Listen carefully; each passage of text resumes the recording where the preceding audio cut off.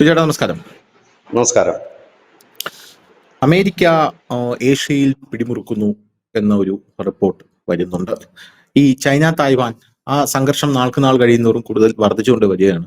നമ്മൾ news India മലയാളത്തിൽ daily ഒരു ചൈന തായ്വാൻ പോലും ഇല്ലാത്തൊരു ദിവസമില്ല. കാരണം എപ്പോൾ നോക്കിയാലും ഇപ്പോൾ ചൈന തായ്വാന്റെ അതിർത്തി കടക്കുകയാണ്. അത് കടലായിരുന്നാലും ശരി തന്നെയാണ്, വ്യോമാതിർത്തി ആയിരുന്നാലും ശരി തന്നെയാണ്. അത് കടക്കുകയാണ്. ഈ ചൈനയുടെ വിമാനങ്ങൾ തായ്വാനകത്തേക്ക് വ്യോമാതിർത്തി കടന്ന് അഭ്യാസങ്ങൾ നടത്തുന്നു, തിരികെ പോകുന്നു. തായ്വാൻ ട്രൂപ്സിനെ ഡിപ്ലോയ് ചെയ്യുന്നു. ഈ റിപ്പോർട്ടുകളൊക്കെ വന്നതാണ്. അപ്പൊ ഏത് നിമിഷവും ഒരു അടി പൊട്ടാം എന്നുള്ളതാണ്. പക്ഷെ തായ്വാന്റെ ഒരു ശക്തി അല്ലെങ്കിൽ ഒരു വിശ്വാസം എന്ന് പറയുന്നത് അമേരിക്ക ഞങ്ങളെ രക്ഷിക്കും എന്നുള്ളതാണ്. തായ്വാൻ ആ കാര്യത്തിലാണ് ഇപ്പോൾ വളരെ കോൺഫിഡന്റ് ആയിട്ട് നിൽക്കുന്നത്. ഈ ഒരു സാഹചര്യത്തിൽ ഇന്ത്യയും ചൈനയും അടുത്ത ഒരു സാഹചര്യം കൂടെയാണ്. അപ്പൊ ഈ ഒരു സാഹചര്യത്തിൽ ഇപ്പോൾ വരുന്ന വാർത്തകൾ അനുസരിച്ച് നമ്മുടെ ഈ ദക്ഷിണ ചൈന കടലിൽ ഈ തായ്വാൻ കടലിടുക്കിലൂടെ ഈ കനേഡിയൻ വാർഷിപ്പ്, ഓസ്ട്രേലിയൻ വാർഷിപ്പ് എല്ലാം കടന്നു പോകുന്നു എന്നാണ് മനസ്സിലാകുന്നത്. ഇത് നാറ്റോയുടെ വാർഷിപ്പുകളാണ്. ചൈന അത് ആഗ്രഹിക്കുന്നില്ല, അറിയാലോ. നമുക്ക് ഈ ദക്ഷിണ ചൈന കടലിലൂടെ ഏത് വാർഷിപ്പ് കടന്നു പോയാലും, വാർഷിപ്പേ അവർ കടത്തിവിടില്ല, ഏത് വെസൽ ഇറങ്ങിയാലും, ആസിയാൻ രാജ്യങ്ങളുടെ ഏതൊരു വെസൽ ഇറങ്ങിയാലും ഇവരുടെ മറ്റേ ജലപീരങ്കിയുള്ള ഇവരുടെ ഇതുണ്ട്, നമ്മുടെ കപ്പലുണ്ട്. ആ കപ്പൽ വന്നിട്ട് ഈ വാർഷിപ്പിനെ ജലപീരങ്കി ഉപയോഗിച്ച് ആക്രമിക്കുകയും നേരെ അവരെ കരയിലേക്ക് കയറ്റുകയാണ് ചെയ്യുന്നത്. ഒരു രാജ്യങ്ങളെയും അവരവിടെ ഇറക്കില്ല. അപ്പൊ ആ സാഹചര്യത്തിലാണ് ഈ രണ്ട് വാർഷിപ്പും അവിടെ വന്ന് നിൽക്കുന്നത് എന്നുള്ളതാണ് ഒരു കാര്യം. പിന്നെ നമ്മളൊരു ഗുഡ് വിൽ വിസിറ്റിനായിട്ട് ജപ്പാനിലേക്ക് ഇന്ത്യയും അതുവഴി പോയപ്പോൾ ചൈന ആ സമയത്ത് ഈ ജലപീരങ്കിയുമായിട്ട് വന്നിരുന്നു. പക്ഷെ നമുക്ക് നേരെ അവർ ആക്രമണം ഉന്നയിച്ചില്ല, ആക്രമണം നടത്തിയില്ല. അപ്പൊ നമ്മൾ സ്കാർബ്രോ ഷോളിലാണ് ആ സമയത്ത് കൊണ്ട് ഡോക്ക് ചെയ്തത് നമ്മുടെ കപ്പലിനെ. ഫിലിപ്പൈൻസ് ചൈനയായിട്ട് വലിയ പ്രശ്നമാണ്. കാരണം ഫിലിപ്പൈൻസ് ആണ് ഏറ്റവും കൂടുതൽ വാദിക്കുന്നത്, വെസൽ ഇറക്കുമ്പോൾ യവമാരി കടന്ന് ആക്രമിക്കുന്നത് ഞങ്ങൾക്ക് അത് അംഗീകരിക്കാൻ സാധിക്കില്ല എന്ന് പറഞ്ഞു. ഈ ഇടയ്ക്ക് ഫിലിപ്പൈൻസ് അതുപോലെ ഒരു വെസൽ ഇറക്കുകയും ചൈനയുടെ 2 കപ്പൽ ഫിലിപ്പൈൻസിനെ ആക്രമിക്കാൻ വരികയും ഫിലിപ്പൈൻസ് വളരെ തന്ത്രപരമായിട്ടുള്ള നീക്കം നടത്തുകയും ചൈനയുടെ 2 കപ്പലുകൾ കൂട്ടിയിടിക്കുകയും 2 കപ്പലുകൾ തകരുകയും ചെയ്തു ചൈനയുടെ. അപ്പൊ അത് ചൈനയ്ക്ക് വലിയൊരു ക്ഷീണമായി പോയി. പക്ഷേ ഫിലിപ്പൈൻസിന്റെ നേരെ ചൈനയ്ക്ക് ഒന്നും ചെയ്യാനും പറ്റില്ല, കാരണം ഇവരുടെ 2 കപ്പലും കൂട്ടിയിടിച്ചതാണല്ലോ. അതുകൊണ്ട് നമ്മൾ എന്ത് ചെയ്യാനാണ്, ഫിലിപ്പൈൻസ് അങ്ങനെയാണ് പറഞ്ഞത്. അപ്പൊ ഈ ഒരു സാഹചര്യത്തിൽ ഇന്ത്യ ഒരു നീക്കം നടത്തുന്നുണ്ട്. അതാണ് നമ്മുടെ കീ പോയിന്റ് എന്ന് പറയുന്നത്. ഈ ആൻഡമാൻ നിക്കോബാർ ദ്വീപുകൾ വഴിയുള്ള ഒരു കടലിടുക്കുണ്ട്, ഈ മലാക്ക കടലിടുക്ക് എന്ന് പറയുന്നത്. ആ മലാക്ക കടലിടുക്കിൽ നിന്ന് നമ്മൾ മാപ്പിൽ നോക്കിയാൽ അത് തായ്വാൻ വരെ നമുക്ക് നിരീക്ഷിക്കാനായിട്ട് പറ്റും. ആ മലാക്ക കടലിടുക്കിൽ ഇന്ത്യക്ക് ശക്തമായിട്ടുള്ള പെട്രോളിംഗ് നടത്തണം എന്ന് പറയുകയാണ്. ഈ ആസിയാൻ രാജ്യങ്ങളുമായിട്ടൊക്കെ തന്നെ വലിയ രീതിയിലുള്ള ചർച്ചകൾ നമ്മൾ നടത്തുകയാണ്. നമുക്ക് അവിടെ ഒരു ഹോൾഡ് വേണം എന്ന് പറഞ്ഞ് ഇന്ത്യ രംഗത്തെത്തിയിരിക്കുകയാണ്. പോരാത്തതിന് ഇത് ലോകത്തിലെ ഏറ്റവും നിർണായകമായിട്ടുള്ള സമുദ്ര ചെക്ക് പോയിന്റുകളിൽ ഒന്നാണ് എന്നാണ് പറയപ്പെടുന്നത്, ഈ മലാക്ക കടലിടുക്ക്. അപ്പൊ അവിടെ ഇന്ത്യ ഒരു ശക്തമായിട്ടുള്ള ഹോൾഡ് ഉറപ്പിക്കാനായിട്ട് പോവുകയാണ്. അമേരിക്ക തായ്വാനിലേക്ക് ഓസ്ട്രേലിയൻ വാർഷിപ്പും കനേഡിയൻ വാർഷിപ്പിനെയൊക്കെ അയക്കുന്നുണ്ട്. ഇന്ത്യ താഴെ ഇനി ഇതിനെ നിരീക്ഷിക്കാനാണോ ഇന്ത്യ താഴെ ഇപ്പോ നമുക്ക് ആ മലാക്ക കടലിടുക്കിൽ ഇപ്പോൾ തന്നെ നമുക്കൊരു വലിയൊരു സമുദ്ര ചെക്ക് പോസ്റ്റ് അല്ലെങ്കിൽ ചെക്ക് പോയിന്റ് വേണം എന്നുള്ള ഒരു നിലപാടിൽ രംഗത്തെത്തിയിരിക്കുന്നത്. ഇത് എനിക്ക് തോന്നുന്നു ഇന്തോനേഷ്യ മാത്രമാണ് ഇത് സമ്മതിക്കാതെ നിലവിലുള്ളതെന്ന് എനിക്ക് തോന്നുന്നു. ഇന്തോനേഷ്യ മാത്രമാണ് ഇപ്പൊ അത് പറ്റില്ല, ഇന്ത്യക്ക് അവിടെ വരാൻ പറ്റില്ല എന്ന് പറയുന്നത്. പക്ഷെ ഇന്ത്യ അത് കാര്യമാക്കി എടുക്കുന്നില്ല. കാരണം ഇന്തോനേഷ്യയും അമേരിക്കയും തമ്മിൽ ഈ ഇടയായിട്ട് നല്ല ടൈപ്പിലാണ്. ഇന്ത്യ ഏതൊക്കെ രാജ്യങ്ങളിലേക്ക് കച്ചവടത്തിനായി പോകുന്നു ആ രാജ്യങ്ങൾക്കെല്ലാം അമേരിക്ക ഈ എയ്ഡ് കൊടുക്കുന്നുണ്ട്, US എയ്ഡ് കൊടുക്കുന്നുണ്ട്. US എയ്ഡ് കൊടുത്തിട്ട് നമുക്കറിയാം, നമ്മൾ ബംഗ്ലാദേശുമായിട്ട് നമ്മൾ തെറ്റിപ്പിരിഞ്ഞപ്പോ ബംഗ്ലാദേശിൽ നടക്കുന്ന കച്ചവടം 100 രൂപയുടേതാണെങ്കിൽ 10 രൂപ വെച്ച് 10 ആസിയാൻ രാജ്യങ്ങൾക്ക് പിരിച്ചു കൊടുത്താണ് നരേന്ദ്രമോദി അത് ഡീൽ ചെയ്തത്. സിംഗപ്പൂരിൽ പോയി, അങ്ങനെ പല രാജ്യങ്ങളിലും പോയി. അപ്പൊ അതുപോലെ ഇന്ത്യയുടെ ശക്തി എന്ന് പറയുന്നത് കൊച്ചു കൊച്ചു രാജ്യങ്ങളാണ്. ആ കുഞ്ഞു രാജ്യങ്ങൾക്കെല്ലാം അമേരിക്ക ഇപ്പോ ഈ എയ്ഡ് കൊടുക്കാൻ തുടങ്ങി. അപ്പൊ ആ രാജ്യങ്ങളൊക്കെ ഇന്ത്യക്കെതിരെ സംസാരിക്കണം എന്നാണ് അമേരിക്ക ആഗ്രഹിക്കുന്നത്. നേപ്പാൾ സംസാരിച്ച് തുടങ്ങിയിട്ടുണ്ടല്ലോ. നേപ്പാൾ ഇപ്പോ ഈ ചൈനയും ഇന്ത്യയും തമ്മിലുള്ള ട്രേഡ് റൂട്ടിൽ നേപ്പാൾ അവകാശവാദം ഉന്നയിച്ച് രംഗത്തെത്തിയിട്ടുണ്ട്. അപ്പൊ അങ്ങനെ പല കാര്യങ്ങളും നടക്കും. അപ്പൊ ഇന്ത്യ ഇപ്പൊ ഇങ്ങനെ വന്നിരിക്കുന്നതിന്റെ ഒരു ഉദ്ദേശം എന്താണ്, ഈ ചൈന തായ്വാനിൽ എന്താണ് നടക്കുന്നത്, അമേരിക്ക തായ്വാന്റെ സംരക്ഷകരായി മാറുമോ, എന്താണ് തോന്നുന്നത്? ഇപ്പോ അടുത്ത ഒരു വാർ, അതായത് ഒരു വേൾഡ് വാർ തുടങ്ങുക ഏഷ്യയിൽ തന്നെ ആയിരിക്കും. നമ്മൾ പലപ്പോഴും പറഞ്ഞിട്ടുള്ള കാര്യമാണ്, ഇപ്പോഴും നമ്മളത് തന്നെ പറയുന്നു. അത് ഇന്ത്യ പാകിസ്ഥാൻ ആകാം, ചൈന തായ്വാൻ ആകാം, ആരുമാകാം. പക്ഷെ ഇപ്പൊ ഇവിടെ സംഭവിക്കുന്നത് ചൈന തായ്വാൻ പിടിച്ചെടുക്കുമെന്നുള്ള കാര്യത്തിൽ യാതൊരു തർക്കവുമില്ല. അത് നീണ്ടിനി പോകില്ല, അവർക്ക് നീണ്ടുപോകാൻ സമയമില്ല. മാക്സിമം അവർക്കുള്ളത് ഇനി അടുത്തൊരു വർഷം മാത്രമേ ഉള്ളൂ. 2027 മുമ്പ് അവർക്കത് പിടിച്ചെടുത്തേ പറ്റൂ. അതങ്ങനെ ഒരു നേരത്തെ പ്രഖ്യാപിച്ചിരുന്നതുമാണത്. ഈ ഒരു സാഹചര്യത്തിലാണ് ഇപ്പോൾ പെട്ടെന്ന് തന്നെ ഈ മേഖലയിലെ ആ ഒരു ക്രമം, ലോകക്രമം തന്നെ ഈ മേഖലയിലെ മാറുന്നു.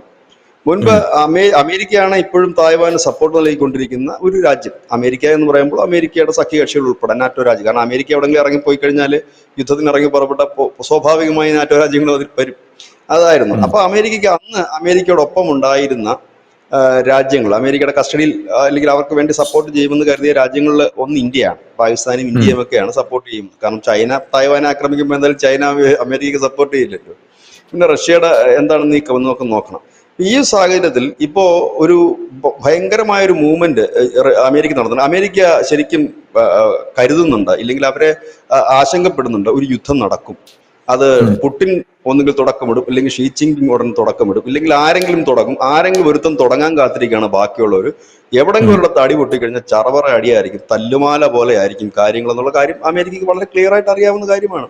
ഇതിന്റെ ഭാഗമായിട്ടാണ് അവർ ഈ കിഴക്കൻ ഏഷ്യയിലെ നേപ്പാളിനെ കൊണ്ട് പ്രശ്നം ഉണ്ടാക്കിക്കുന്നു, ബംഗ്ലാദേശിനെ കൊണ്ട് പ്രശ്നം ഉണ്ടാക്കിക്കുന്നു, പാകിസ്ഥാന്റെ നൂർഖാൻ വ്യോമത്താവളത്തിൽ വന്ന് കിടക്കുന്നു, ഇങ്ങനെ പലതും ചെയ്യുന്നു. കഴിഞ്ഞ കുറെ കാലമായിട്ട് തായ്വാനെ ചുറ്റിവരിഞ്ഞ് നിൽക്കുകയാണ് ചൈനയുടെ കപ്പൽപ്പടയും വ്യോമപ്പടയും. ഇടയ്ക്കിടയ്ക്ക് ഒരു ബോർഡർ ക്രോസ് ചെയ്യുകയൊക്കെ ചെയ്യാറുണ്ട്. ഉം, ഇപ്പൊ ഉം, കഴിഞ്ഞ ദിവസം കനേഡിയൻ ഫ്രിഗേറ്റഡ് ബില്ലെ ഡി ക്യൂബ എന്ന് പറയുന്ന ഒരു വാർഷിപ്പും, ഓസ്ട്രേലിയൻ ബ്രിസ് ബെൻ എന്ന് പറയുന്ന ഒരു വാർഷിപ്പും ഈ ഉം, തായ്വാൻ കടലിടുക്ക് വഴി കടന്നുപോയി എന്ന് ഗ്ലോബൽ ടൈംസ് റിപ്പോർട്ട് ചെയ്യുന്നു. ഇത് ചൈനയ്ക്ക് വലിയ ഉം, പ്രശ്നം ഉണ്ടാക്കിയിട്ടുണ്ട്. ചൈന അതിനെതിരെ രംഗത്ത് വന്നിട്ടുണ്ട്. കാരണം ഞങ്ങളുടേതായ ഒരു പ്രദേശത്തുകൂടി ഞങ്ങളുടെ അനുമതിയില്ലാതെ എന്തിനു പോയി എന്ന്. പക്ഷെ തായ്വാൻ ഉം, ചൈനയുടെ പ്രദേശമാണെന്ന് അമേരിക്ക ഉൾപ്പെടെയുള്ളവർ അംഗീകരിക്കുന്നില്ല എന്നുള്ളത് കൊണ്ടാണല്ലോ അവിടുന്ന് കടന്നുപോയത്. ഇതൊരു വലിയ വിഷയമായിട്ട് ഉം, അവിടെ നിൽക്കുന്നു. ഇതിനിടയിലാണ് ഇന്ത്യയുടെ ഒരു നീക്കം. കഴിഞ്ഞ ദിവസം, അതായത് പ്രധാനമന്ത്രി നരേന്ദ്രമോദി ചൈനയിൽ നിന്ന് വന്നതിന്റെ ആ ദിവസം ഇവിടെ വന്നതിന്റെ ആ ദിവസം തന്നെ സിംഗപ്പൂർ പ്രധാനമന്ത്രി ഇന്ത്യയിൽ എത്തിയത്. സിംഗപ്പൂർ ഉം, പ്രധാനമന്ത്രിയുമായി നമ്മളൊരു ചർച്ച, സിംഗപ്പൂർ പ്രധാനമന്ത്രി മാത്രമല്ല ആ സമയം തന്നെ ജർമ്മൻ വിദേശകാര്യമന്ത്രിയുടെ വന്നു. അപ്പോൾ അത് ഉം, ജയശങ്കറുമായി സംസാരിച്ചു. സിംഗപ്പൂർ പ്രധാനമന്ത്രി വന്ന് ഇന്ത്യൻ പ്രധാനമന്ത്രിയുമായി സംസാരിച്ചു. അപ്പൊ ഇന്ത്യ വളരെ കാലമായി, ഏതാണ്ട് 2006 മുതൽ ഇന്ത്യ ആവശ്യപ്പെടുന്നതും ആഗ്രഹിക്കുന്നതുമായ ഒന്നാണ് ഈ മലാക്ക കടലിടുക്കിൽ സംയുക്ത പെട്രോളിംഗ്. നിലവിൽ അവിടെ സംയുക്ത പെട്രോളിംഗ് ഉണ്ട്, ഈ ആസിയാൻ രാജ്യങ്ങളുടെ തന്നെയാണ്. അതായത് ഈ പറയുന്ന മലേഷ്യ, ഇന്തോനേഷ്യ, സിംഗപ്പൂർ, തായ്വാൻ, ഇവരുടെ ഒരു തായ്വാൻ അല്ല, തായ്ലൻഡ്, ഇവരുടെ ഒരു ഉം, സംയുക്ത പെട്രോളിംഗ് അവിടെ നടക്കുന്നുണ്ട്. അപ്പൊ ഞങ്ങളെ കൂടി അതിൽ ഉൾപ്പെടുത്തണം എന്ന് ഇന്ത്യ വളരെ കാലമായിട്ട് ആവശ്യപ്പെടുന്നു. കാരണം ഇന്ത്യ പസഫിക് മേഖലയിലെ കരുത്ത് കൂട്ടേണ്ടത് ഇന്ത്യയുടെ ഒരു ആവശ്യമാണ്. ഈ കരുത്ത് കണ്ടിട്ടാണ് കോഡ് സഖ്യം നമ്മുടെ ഒപ്പം നിൽക്കുന്നത്. കാരണം ഇന്തോ പസഫിക് മേഖലയിൽ എന്തെങ്കിലുമൊക്കെ ചെയ്യണമെങ്കിൽ ഇന്ത്യയുടെ സഹായം കൂടിയേ കഴിയും.